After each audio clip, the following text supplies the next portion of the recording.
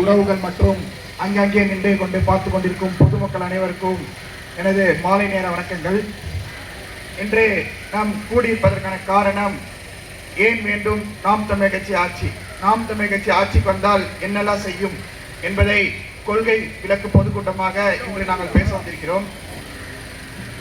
இங்கே நிறைய கட்சிகள் கொள்கையே இல்லாமல் சுத்தி கொண்டிருக்கும் பொழுது, ஒரு கொள்கையோடும் ஒரு கோட்பாடோடும் நாம் தமிழர் கட்சி என்ற ஒரு மாபெரும் படையை உருவாக்கியிருக்கிறார் அண்ணன் செந்தமிழன் சீமான் அவர்கள். இப்படிப்பட்ட ஒரு கொள்கை உள்ள கூட்டத்தில் என்னெல்லாம் கொள்கை இருக்கிறது உங்களிடம் என்று சிலரும் கேட்கிறார்கள். ஏன் இன்னும் சிலர் கேட்கிறார்கள் என்பதற்கான காரணம், இன்னும் அவர்களிடம் சென்று சேரவில்லை என்றுதான் சொல்ல வேண்டும். ஆகையால் ஒரு சில கொள்கைகளை உங்களிடம் நான் முன்வைக்கிறேன்.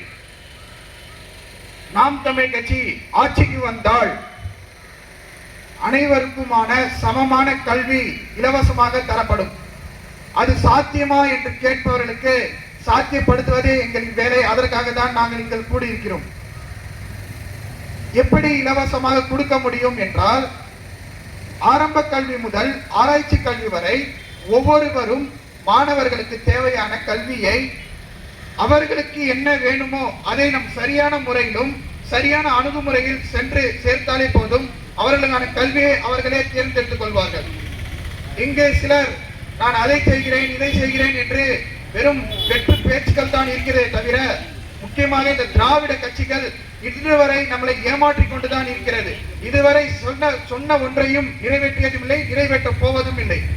ஆகையால் நாம் தமிழர் கட்சிக்கு ஒரு வாய்ப்பு தந்தால், வருகின்ற 2026 சட்டமன்ற தேர்தலில் ஒரு புதிய மாற்றத்தை நீங்கள் பார்க்கலாம். அப்படி என்ன புதிய மாற்றத்தை பார்க்கலாம் என்றால், இங்கு திருட்டு திராவிடர்கள் நம்மிடம் கொள்ளையடித்துக் கொண்டிருக்கிறார்கள். நீங்கள் ஆட்சியில் வந்தால் நாங்கள் என்ன செய்வோம் என்றால், உங்களுக்கு தேவையான அனைத்து அடிப்படை உரிமை என்னவோ அதை செய்து தருவோம். நமக்கான அடிப்படை உரிமையே இங்கு ரத்து செய்யப்படும் போது நாம் இங்கு கீழ்ந்தவனாகவும் தாழ்ந்தவனாகவும் வாழ்கிறோம். ஆகையால் நமக்கான தேவையை நாம் பெற்றுக்கொண்டாலே போதும், நமக்கான உயர்வும் வாழ்க்கையும் சரியாகிவிடும். ஆனால் இது நமக்கு இங்கு சரியான முறையில் கிடைப்பதில்லை. அதற்கு முழுக்க காரணமே சாதியும் மதமும் நம்மளை பிரித்துக் கொண்டிருக்கிறது.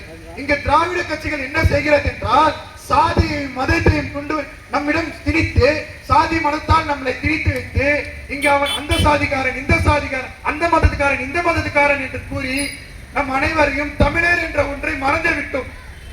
முக்கியமாக பெரியார் என்னும் மாபெரும் ஒரு தலைவர் என்று கூறிக்கொண்டிருக்கும் இவர்கள் பெரியார் என்னெல்லாம் செய்தார் என்று சொல்ல மாட்டார்கள். பெரியார் தான் மண், பெரியார் தான் எங்களுடைய மண், இது தமிழ்நாடு பெரியாருடைய மண் என்பார்கள். பெரியாருடைய மண் என்பவர்களே, பெரியார் என்ன செய்தார், தமிழுக்காக என்ன உழைத்தார், இதை பேசுங்கள். இதையெல்லாம் விட்டுவிட்டு பெரியார் அதை செய்தார், பெரியார் இதை சொன்னார், பெரியார் பெண்ணுரிமை பேசினார், பெரியார் சாதியை உழைத்தார். எந்த சாதியை உழைச்சாரு? இன்னி வரைக்குமே தமிழ்நாட்டுல எல்லா சாதியும் அப்படிதான் இருக்கு. அப்புறம் எப்படி சாதி ஒழிச்சிச்சுன்னு சொல்றீங்க? ஒழியாத ஒரு சாதியை ஒழிச்சிச்சுன்னு சொல்றதும், ஒழியாத ஒரு மதத்தை ஒழிச்சிச்சுன்னு சொல்றதும் இவங்கதான். ஆனா இது எல்லாமே வேணாம், எங்களுக்கு மதமோ சாதியோ வேணாம். இயற்கை சார்ந்த வளங்களும், இயற்கை நல்லா இருக்கணும், அடுத்த தலைமுறை நல்லா இருக்கணும்ன்றதுக்காக வருகின்ற நாம் தமிழர் கட்சிக்கு வாய்ப்பு தர மறுக்கிறாங்க. இங்க 1000 பேசுகிறது, உண்மையான அரசியல் பேச முடியவில்லை. நாளைக்கே நாம் தமிழர் கட்சிக்கார ஒரு 500 ரூபாய் கொடுத்தானா, இது வரைக்கும் நாங்க ஆட்சியில் உட்காந்துருப்போம். 15 வருஷம் கஷ்டப்பட தேவையே இல்லை எங்களுக்கு எல்லாம். ஆனா எங்களால ஆசை கொடுக்க முடியாது, உண்மையான உழைப்பும் உயர்வும் கொடுக்க முடியும். உண்மையான உழைப்பு கொடுத்து நாங்க ஆட்சிக்கு வர்றதுக்கான காரணம், இப்போ அந்த 500 ரூபாய் 1000 ரூபாய் தரா உங்களுக்கு அப்படின்னா அவன் சும்மா தர மாட்டான். 500 1000 தரானா அவன் 5000 5 கோடி 10 கோடி அவன் கொள்ளையடிப்பான். இது யாருமே கண்டுக்கிறது இல்லை. அவன் கொடுக்குற 1000 போதுங்க, எனக்கு இன்னைக்கான கூலி எனக்கு அந்த 1000 ரூபாய் அந்த கூலி அவன் எனக்கு இலவசமா கொடுக்குறான். அவன் கூட்டத்துக்கு போயிட்டு வந்தா கோழி பிரியாணி கொடுத்துறான். இது போதுமே எனக்கு, வேற எதுக்கு எனக்கு பாத்தீங்கன்னா உரிமை வேணும், அது வேணும். இந்த மாதிரிதான் நம்மள பாத்தீங்கன்னா அடிமைப்பட்டு வச்சிருக்காங்க. ஆகையால இந்த அடிமைப்பட்டிருக்கும் நம் சமுதாயம் நாம் விழித்துக் கொள்ள வேண்டும். அதே போல பாத்தீங்கன்னா இலவசம் என்ற ஒன்றை உருவாக்கிவிட்டு, இலவசம் கொடுத்தால் போதும், மக்கள் மடிக்கணினி கொடுத்தால் போதும், சைக்கிள் கொடுத்தால் போதும், இந்த மாதிரி இலவசம் என்ற ஒரு விஷயத்தை கொண்டு எல்லாருக்கும் இலவசம் திணிச்சுட்டாங்க. இலவசத்தை திணிச்சதுனால இன்னைக்கு வந்திருக்கிற முக்கியமா இருக்கிற தாவேக்காவது கூட அவருடைய எப்படி சொல்லியிருக்காருன்னா வந்தவனே நான் வந்து பார்த்தனா வீட்டுக்கு வண்டி கொடுத்துருவேன், சைக்கிள் கொடுத்துருவேன்றதான் சொல்றாரு தவிர அது எப்படி கொடுப்பேன்னு சொல்ல மாட்டேங்குது இல்ல. என்னால அதை உயர்த்த முடியும், அது எப்படி உயர்த்துவேன்னு சொல்ல மாட்டேங்கிறீங்க. இதை முக்கியமா வந்து விஷயம் சொல்லணும். இப்போ நாங்க ஆட்சிக்கு வந்தோம், மழை வளம் காக்கப்படும், மண் வளம் காக்கப்படும், இயற்கை வளங்கள் காக்கப்படும், நீர் வந்து நாங்க வந்து சேகரிச்சு வந்து நீர் வந்து தடை, விற்பனைக்கு தடைன்னு சொல்லிடுவோம். இந்த மாதிரி ஒரு கூட்டத்தை வச்சு சொல்லுவாங்களா? நீர் விற்பனைக்கு தடைன்னு சொல்ல முடியுமா? முடியாதா? சொல்ல முடியாது. ஏன்னா அவங்க வந்து அந்த நீரை உற்பத்தி செஞ்சு அந்த நீரை வந்து அக்வாபினா அது இது மாற்றி விற்கிறதே, வெளிநாட்டு துறைகளுக்கு விற்கிறதே இந்த திராவிட திருட்டு நாய்கள் தான். அப்புறம் எப்படி வந்து இவங்க இலவசமா கொடுக்க முடியும்? அம்மா ஜெயலலிதா ஆட்சியில எல்லாமே இலவசமா கொடுக்க முடிஞ்சது. ஏன்? நீர் மற்றும் 10 ரூபாய் பாட்டலுக்கு விற்கப்பட்டது. இதையெல்லாம் நாம் சிந்திக்க வேண்டும். சிந்திக்காத ஒரே காரணத்தால் தான் நம்மளை இங்கு சிரமப்படுத்திக் கொண்டிருக்கிறார், நம்மளை ஒடுக்கி கொண்டிருக்கிறார். அதே போல நம்மள வந்து பாத்தீங்கன்னா இங்க வந்து எப்படி நம்மள வந்து பாத்தீங்கன்னா கட்டத்துக்காரனா அவனுக்கு அந்த சாதிகாரனுக்கு அந்த இடத்துல ஆளை போட்டா அந்த சாதிகாரனை ஜெயிக்க வச்சிடலாம், இவனுக்கு இந்த இடத்துல சாதிக்காரனை போட்டா இவனுக்கு இதை ஜெயிக்க வச்சிடலாம் அப்படின்ற மாதிரி ஒரு சாதி பிம்பத்தை உருவாக்கிட்டாங்க. நாம் தமிழ் கட்சி என்ன பண்ணுது அப்படின்னா, அந்த இடத்துல இஸ்லாமிய உறவுகள் அதிகமா இருக்காங்களா, அந்த இடத்துல தேவேந்திர குலரை நிறுத்து, வன்னியரை நிறுத்து, பறையரை நிறுத்து அப்படின்னு சொல்லி ஒரு மாற்றத்தை கொண்டு வந்திருக்காங்க.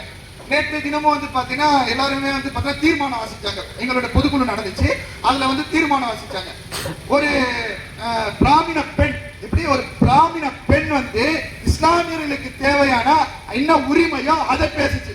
இதுதான் சீமானும் நாம் தமிழ் கட்சியும் சாதிக்க சாதிக்கும். இந்த மாதிரி ஒரு கட்சியில, ஒரே ஒரு கட்சியில சாதிய தலைவரை விட்டுட்டு மதத்தை விட்டுட்டு நான் தமிழனா ஒன்று கூடி உங்ககிட்ட வாக்கு செய்ய கேட்ட வந்திருக்கேன்னு சொல்ல முடியுமா? சொல்ல முடியாது. ஏன்னா அவங்களால பண்ண முடியாது. இந்த மாதிரி நிறைய சொல்லிட்டே போலாம் இவங்கள. சரி, அடுத்து வந்து மருத்துவம். இங்க மருத்துவம் எல்லாருக்குமே சரியான முறையில வந்து சேருதா? நகரப்புறங்கள்ல ஒரு அளவுக்கு வந்து சேர்ந்துரும். ஆனா கிராமப்புறங்கள்ல மக்கள் வந்து கேள்வி கேட்க மாட்டாங்க.